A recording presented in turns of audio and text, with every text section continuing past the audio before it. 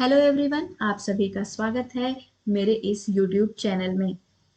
इस वीडियो में हम लोग डिस्कस करेंगे सोंध माटी पुस्तक के बारे में। सोंध माटी खोरठा की प्रसिद्ध कहानी और कविता संग्रह की पुस्तक है। इस पुस्तक के रचनाकार हैं डॉक्टर विनोद कुमार। इस पुस्तक में 10 कहानी और 31 कविता जो है वो शामिल है, जो झारखंड की सामाजिक स्थिति के बारे में बताता है। सोंध माटी की कविताओं में एक ओर जहां नशापान और दहेज प्रथा की बुराई के बारे में बताया गया है, वहीं दूसरी ओर झारखंड के ऊर्जा खनिज कोयला की भी जानकारी करिया हीरा के नाम से जो है वो दी गई है। सोंध माटी पुस्तक की कहानी और कविता जो है वो जेएसएससी, जेपीएससी, सीजीएल जैसे कई प्रतियोगी परीक्षाओं में शामिल है। इस दृष्टिकोण से इस पुस्तक का जो अध्ययन करना झारखंड के प्रतियोगी परीक्षाओं के लिए बहुत महत्वपूर्ण है। अब हम लोग डॉक्टर विनोद कुमार के जीवन का परिचय जान लेते हैं। इनका जन्म 18 नवंबर 1961 ईस्वी में हुआ। इनकी माता का नाम स्वर्गीय सुगवंती देवी, इनके पिता का नाम स्वर्गीय मथुरा प्रसाद है। ये कहाँ के रहने वाले हैं? इनका पता तो ये ग्राम पोस्ट दारू, जो कि जिला हजारीबाग में पड़ता है, यहाँ के रहने वाले हैं। जिला हजारीबाग, झारखंड। इनकी शिक्षा के बारे में जानते हैं। इनकी स्नातक की जो डिग्री है इन्होंने जो हासिल किया वो 1981 ईस्वी में, स्नातकोत्तर खोरठा एमए खोरठा जो है वो 1986 ईस्वी में, स्नातकोत्तर हिंदी एमए हिंदी 1989 ईस्वी में, और यूजीसी नेट इन्होंने क्वालिफाई किया 1990 ईस्वी में, और इन्होंने पीएचडी की है 2006 ईस्वी में। इनके अध्यापन कार्य के बारे में जानते हैं। व्याख्याता जो है जनजातीय एवं क्षेत्रीय भाषा विभाग, रांची विश्वविद्यालय, रांची में सितंबर 1986 से जुलाई 1987 तक। फिर सहायता प्राध्यापक खोरठा भाषा, जनजातीय एवं क्षेत्रीय भाषा विभाग, रांची महाविद्यालय, रांची में जुलाई 1987 से 2016 तक। और विभागाध्यक्ष जनजातीय एवं क्षेत्रीय भाषा विभाग, रांची महाविद्यालय, रांची, वर्ष 2016 से 2018 तक। समन्वयक जनजातीय एवं क्षेत्रीय भाषाएं, डॉक्टर श्यामा प्रसाद मुखर्जी विश्वविद्यालय रांची, रांची विश्वविद्यालय रांची, 2018 से 2020 तक। खोरठा पुस्तकें कौन कौन? तो सोंध माटी खोरठा कहानी और कविता संग्रह जो है वो 1990 ईस्वी में। खोरठा लोकगीतों का जो सांस्कृतिक अध्ययन है वो 2019 में। बम्बरा खोरठा निबंध संग्रह, बोनपत्रा खोरठा कहानी संग्रह, धोबी याक धमक खोरठा कहानी निबंध एवं कविता संग्रह। अब हम ये जान लेते हैं कि इन्हें कौन कौन सा जो है वो सम्मान मिला है। तो खोरठा रत्न सम्मान 1993 ईस्वी में, खोरठा जज नृत्य गीत प्रतियोगिता जैक, खोरठा कहानी लेखन प्रतियोगिता के लिए चयन समिति के सदस्य 2006 में, डॉक्टर अंबेडकर फेलोशिप सम्मान 2018 में, और झारखंडी भाषा साहित्य विशेष सम्मान 2019 में, और विलुप्त भाषाओं के प्रलेखन के सहयोग के लिए विशेष सम्मान 2021 में प्राप्त हुआ है। अब जो सोंध माटी का जो प्रथम संस्करण है वो वर्ष 1990 ईस्वी में प्रकाशित हुआ था, और इस पुस्तक का प्रकाशन जो है वो जनजातीय भाषा अकादमिक आदिवासी कल्याण आयुक्त रांची के द्वारा किया गया था। इस खोरठा पुस्तक में 10 कहानी और 31 कविताओं का संग्रह है। ठीक है, तो हम उन 10 कहानियों के बारे में जानते हैं कि कौन कौन सी जो कहानी है वो इसमें मेंशन है। पहली कहानी का नाम है उबार, दूसरी कहानी जो है वो है जिंदगी डोआनी, तीसरी कहानी है धुआं धंधा, चौथी कहानी है माय के लोर, पांचवी कहानी है अजवाइर भौजिक बेंडाइल चेंगा, छठी कहानी है एक पैला जोंड्रा, सातवीं कहानी है ओद दीदा, आठवीं कहानी है मलकी बहू, नौवीं कहानी है भीतर बाहर, और 10वीं कहानी है खूब। हम लोग इस वीडियो में जो 10 कहानी है उसका जो संक्षेप विवरण है वो देखेंगे। ठीक है। इसका जो सार संक्षेप है कहानी का वो हम सब इसमें देखेंगे। तो चलिए कहानी उबार से हम लोग शुरू करते हैं।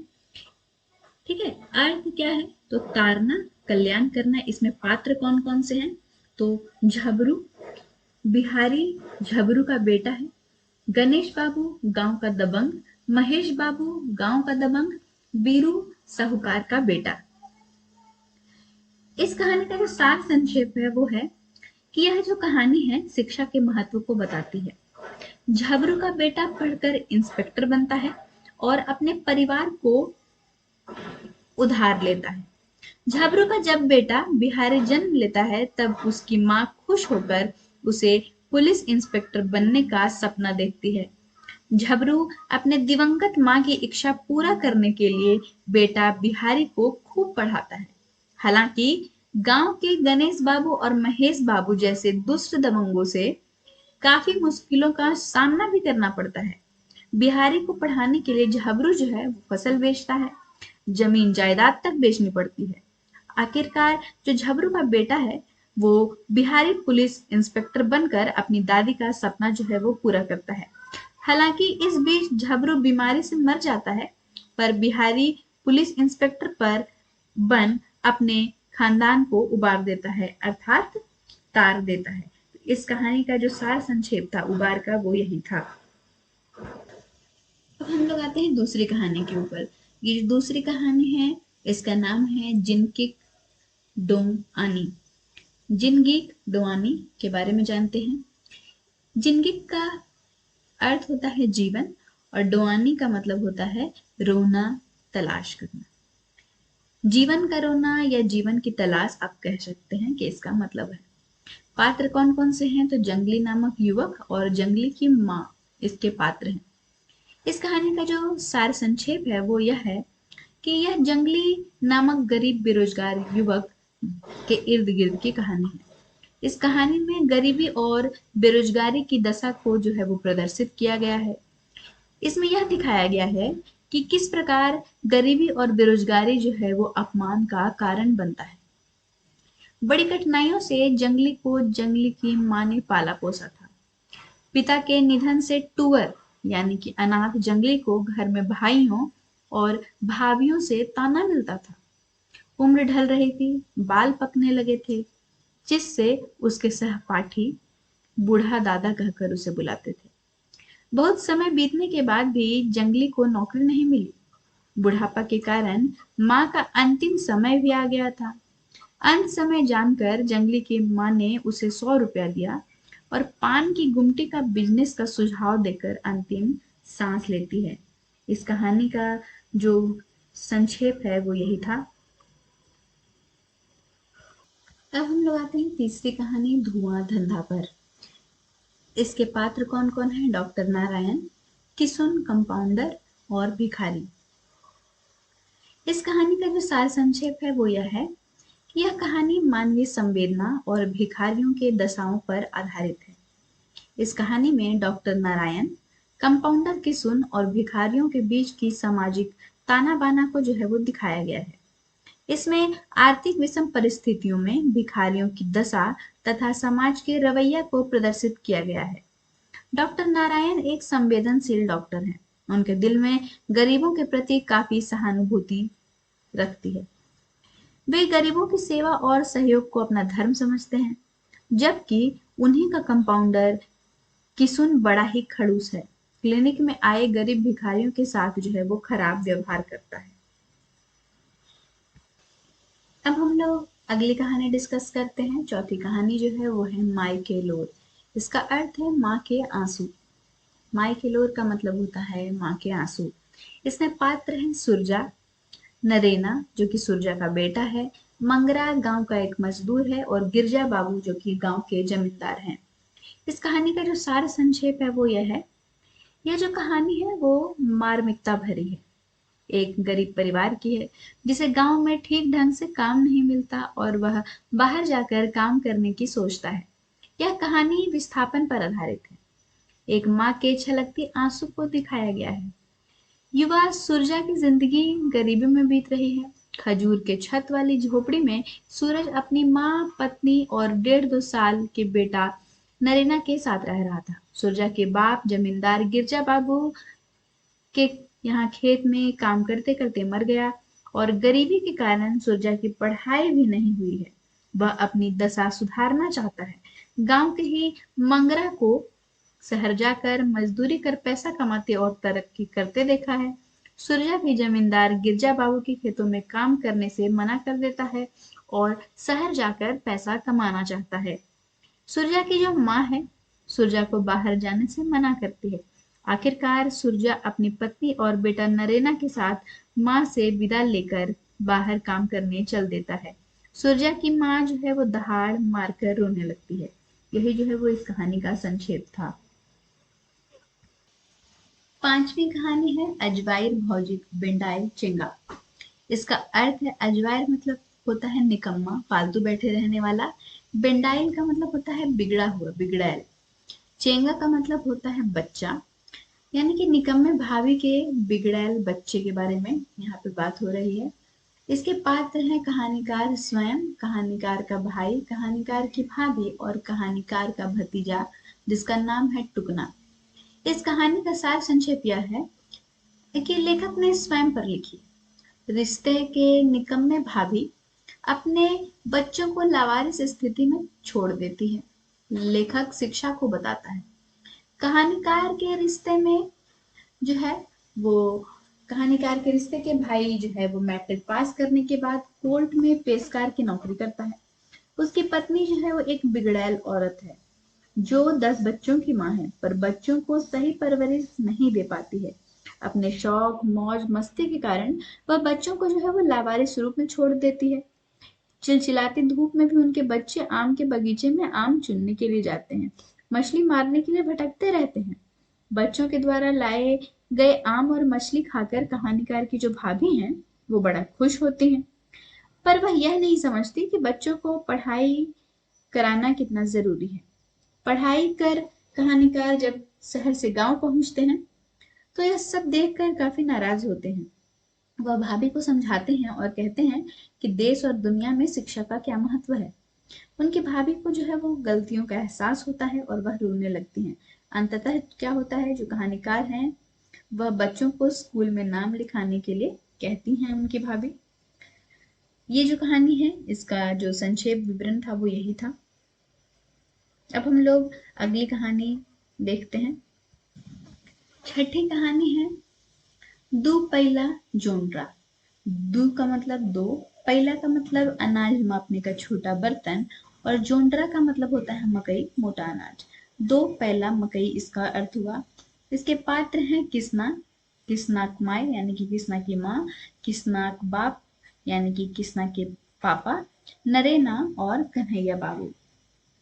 इस कहानी में कहानीकार ने गरीब परिवार की आर्थिक दशा का मार्मिक चित्रण किया है। किसान का बाप बांस से बनने वाले सूप, दौरी, बढ़नी, टाटी आदि का कारीगर है। लंबी दूरी तय कर वह जंगलों से बांस लाता है और काफी मेहनत से बांस से बनने वाले सामानों को बनाकर अपने छोटे से परिवार को मुश्किल से पाल रहा है। दिन रात मेहनत के बाद भी 2 सांझ का भोजन जुगाड़ जो है वो ठीक से नहीं हो रहा है। दुधमुहा किसान जो है कई दिनों से बुखार से पीड़ित है। दुधमुहा जो किस्ना है वो कई दिनों से बुखार से पीड़ित है और पैसों के अभाव में वह किस्ना का इलाज भी नहीं करवा पा रहा है। इसी बीच गांव के दबंग कन्हैया बाबू जो हैं उसके द्वारा किस्ना के बाप को सूप दौरी बनाने का हुक्म मिलता है, जिनका हुक्म टालना जो है वो मुश्किल है। किस्ना की बीमारी की हालत में भी किस्ना का जो बाप है वो सुबह तक सूप और दौरी बनाकर तैयार कर देता है। सूप और दौरी बनाने पर किस्ना के बाप को 6 रुपए मिल जाते हैं और किस्ना के पापा जो हैं इनके पास अब दुविधा की स्थिति बनती है कि इस 6 रुपए से वह किस्ना का इलाज करवाएं या घर का राशन पानी की व्यवस्था करें। अंततः विकट परिस्थितियों के काम में आने वाले घर में जुगा कर रखे गए जो 2 पैला जोंडरा यानी कि मकई के दानों को बेचना पड़ता है। उस पैसे से किस्ना का जो है वो इलाज हो जाता है। डॉक्टर विनय ने सहानुभूतिपूर्वक इलाज किया। इलाज से किस्ना जो है वो ठीक हो जाता है और बचा कर रखे गए यही दो पहला जोंड्रा जो है मकई के दाने आज 2 लाख के बराबर जो है वो साबित हो जाते हैं। तो इस कहानी का संक्षिप्त विवरण यही था। अब हम लोग अगली कहानी को देखते हैं। 7वीं कहानी जो है इसका शीर्षक है ओद दीदा। इसका अर्थ है ओद का मतलब भीगा हुआ, नम, आर्द्र, और दीदा का मतलब आंख यानी कि नम आंखें। इसमें पात्र हैं चानू वाली, चानुवली या रेशमी माई, रेशमी की माँ, स्वयं कहानीकार रेशमी, सुकर महतो, सुगिया, जिरवा, कोल्हा और निर्मल महतो। यह कहानी लेखक के जीवन में घटित घटना पर आधारित है। इस कहानी के आधार पर स्वार्थी समाज पर उंगली जो है वो उठाई गई है। जब लोगों को किसी से कुछ लेना होता है तो वो बेहिचक ले लेते हैं, पर जब देना पड़ता है तो साफ इनकार कर देते हैं। सामाजिक बुराई और मानवीय संवेदना पर लिखी गई यह एक मार्मिक कहानी है। इस कहानी में रेशमी की जो माँ है, रेशमी के माई जिसको हम लोग खोरठा में बोलते हैं, कि मानसिक व्यथा को दिखाया गया है। इनका जन्म जो है वो चानो गांव में हुआ था, इसलिए लोग इन्हें चानोवली के नाम से जानते हैं। यह एक छोटी जाति की विधवा महिला है। चानोवली के पति महतो जमींदार के घर में काम करते करते जो है वो दुनिया से चल बसा है। उनकी पत्नी चानोवली उसी महतो के घर काम कर बेटा कोल्हा और बेटी रेशमी का जो है वो पालन पोषण करती है। चानोवली मानवीय गुणों की प्रतिमूर्ति है तथा दया, करुणा, ईमानदारी उसमें जो है वो कूट कूट कर भरा हुआ है, यानी कि बहुत सेंसिटिव महिला है। सरलता, निश्चलता और मिलनसार स्वभाव उसके व्यक्तित्व की पहचान है। चानोवली अपने काम, व्यवहार और ईमानदार छवि से महतो घर की अभिन्न हिस्सा जो है वो बन जाती है। महतो के घर की जो है वो अभिन्न हिस्सा बन जाती है, यानी कि अभिन्न अंग बन जाती है। उसके बिना महतो के घर में कोई काम जो है वो पूरा नहीं होता। महतो घर के बच्चे चानोवली को चानोवली मामा यानी कि दादी कहकर संबोधित करते हैं। बच्चों के अपनेपन से चानोवली गदगद हो जाती है, लेकिन उसके सरल मन को अक्सर एक पीड़ा सताती रहती थी कि उसे महतो के घर के सभी बच्चे मामा कहकर पुकारते हैं तो जरूर है, परंतु पूरी तरह दादी का सम्मान क्यों नहीं देते। जब ससुराल से आई महतो के घर की सवासिनें, विवाहित बेटियां मैके आती हैं तो सभी बड़े बुजुर्गों का पैर छूकर प्रणाम करती हैं, पर वहीं पर खड़ी चानोवली के पैर नहीं छूती और नहीं हाथ जोड़कर प्रणाम करती हैं। इससे चानोवली को जो है वो दुख होता है। कहानीकार भी उसी घर का लड़का है। वह एक बार चानोवली मामा को इस मनोव्यथा को महसूस करता है, तो लेखक तय करते हैं, कहानीकार तय करते हैं कि अब की बार जब भी वह बाहर से घर आएंगे तो चानोवली के पैर जरूर छुएंगे, परंतु लेखक की मुरीद जो है वो पूरी नहीं होती है। कुछ दिन बीमार होकर चानोवली असमय जो है वो चल बसती है। यह खबर मिलते ही लेखक जो है वो भागे भागे आते हैं। तब तो शमशान में चानोवली की चिता जलने लगती है। लेखक भारी मन से जीता में लकड़ी डालते हैं और चानोवली मामा से हाथ जोड़कर माफी मांगते हैं। गांव लौटने पर लेखक को चानोवली की एक और महानता का पता चलता है। निर्मल महतो की माँ छाती पीट कर रोती हुई बोल रही थी कि अरे निर्मल, तुम्हारी दूसरी माँ चल गई रे, उसी ने अपना दूध पिलाकर तुम्हें बड़ा किया था।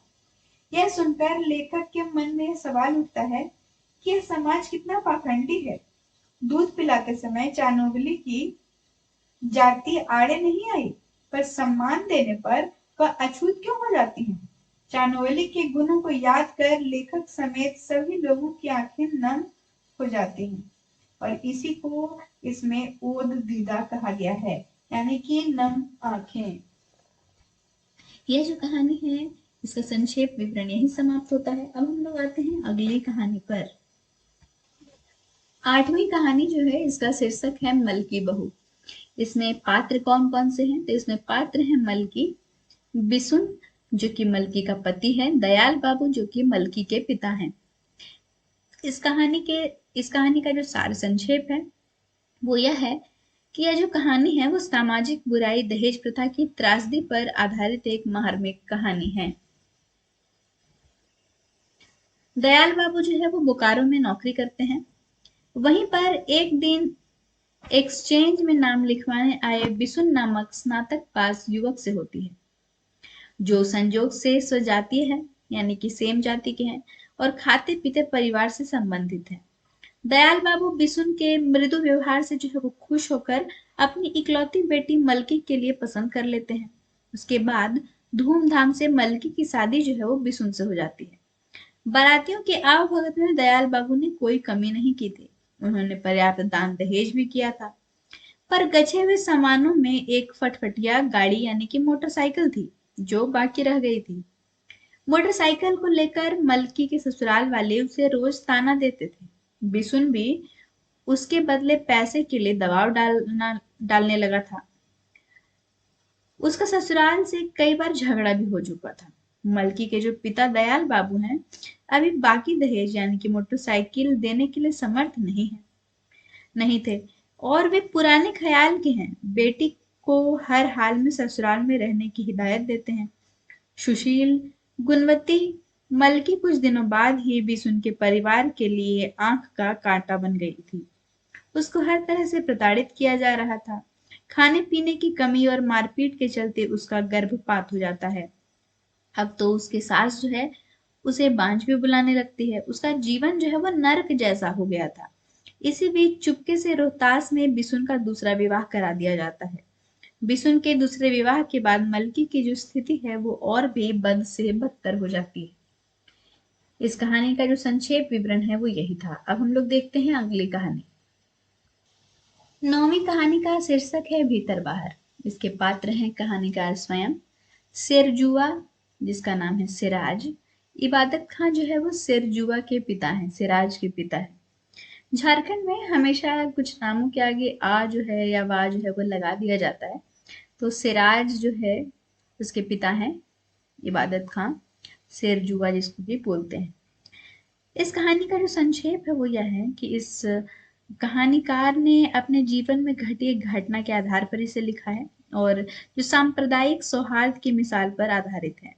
इस कहानी में इबादत खां मानवीय मूल्यों से लवरेज निहायत ही एक नेक इंसान है।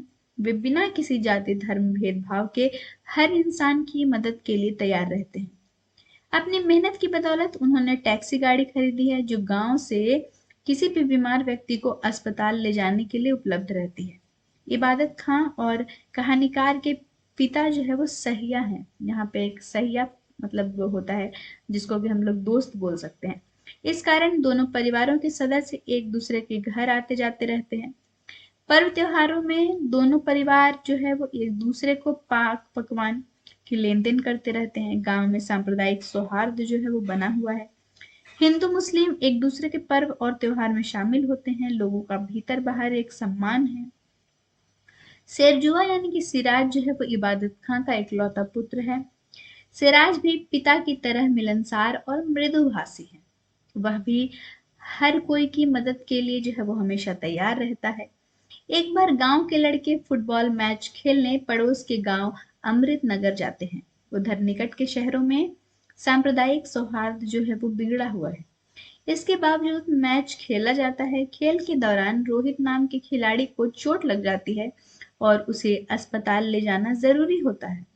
उधर शहर का जो सांप्रदायिक माहौल है वो ठीक नहीं होने के कारण कोई भी खिलाड़ी रोहित को अस्पताल ले जाने को तैयार नहीं होता। लेकिन सिराज रोहित को शहर के अस्पताल में इलाज के लिए ले जाने को तैयार हो जाता है। रोहित को रिक्शे पर बैठाकर शहर की ओर जाता है। कुछ दूर जाने के बाद रिक्शा वाला आगे जाने से जो है वो इनकार कर देता है। ऐसे में सिराज रोहित को कंधे पर बैठाकर अस्पताल ले जाता है और डॉक्टर को दिखाकर ही लाता है। डॉक्टर को दिखाकर ही रहता है। दुर्घटना बस सिराज की मृत्यु जो है वो कुएं में डूबने से हो जाती है। सिराज कुआं पर नहाने गया और पैर फिसलने से दुर्घटना बस क्या हो जाती है, वह कुएं में जो है वो गिरकर मर जाता है। इस घटना से जो पूरा गांव है वो मर्माहत है। कई महिलाएं तो दहाड़ मार मार कर भी रोने लगती हैं। इस कहानी का जो संक्षेप विवरण है वो यही था। अब हम लोग देखते हैं आगे 10वीं कहानी 10वीं कहानी को हम लोग देखते हैं।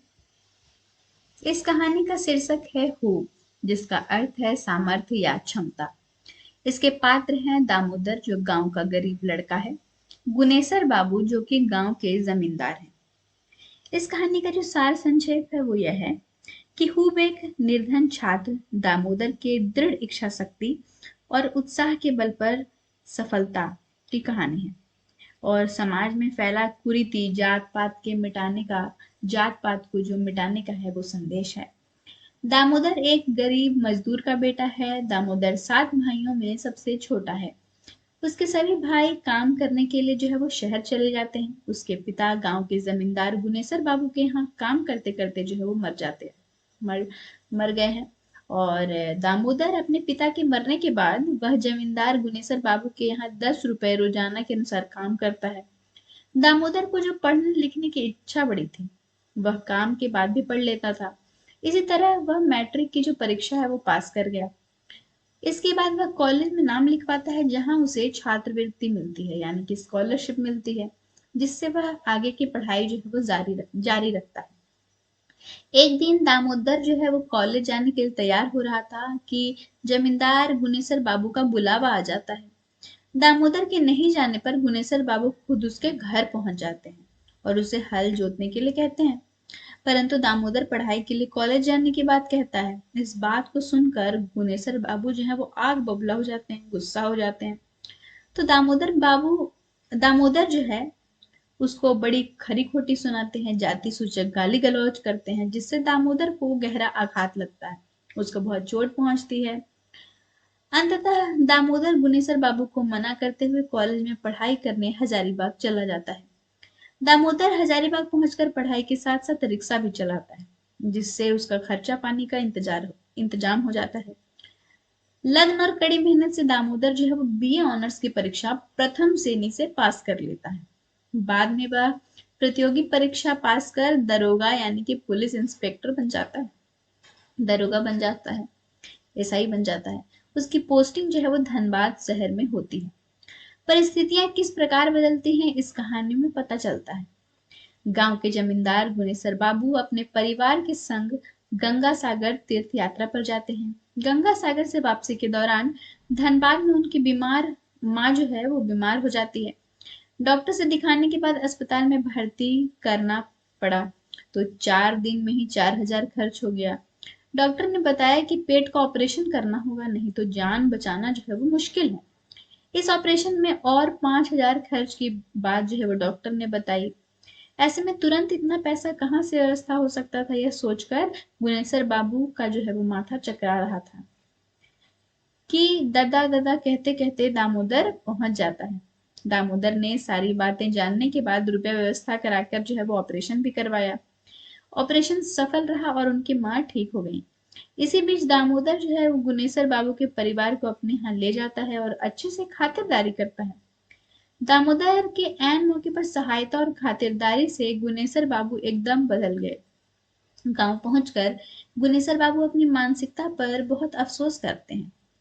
वे मन ही मन सोचते हैं कि जिसे छोटा जात समझकर तिरस्कार किया था, आज उसी ने हमारी इज्जत बचाई है। जात से कोई बड़ा या छोटा नहीं होता, बल्कि कर्म या व्यवहार से बड़ा होता है। गांव में जितने लोग पढ़ेंगे उतना ही गांव की जो है वो तरक्की होगी। तो ये जो वीडियो सेशन है वो मैं यहीं पे समाप्त करती हूँ। एक और वीडियो सेशन आएगा जिसमें कि सोंध माटी पुस्तक के जो सारी कविताएं हैं उनका वर्णन जो है वो मैं करूंगी। धन्यवाद।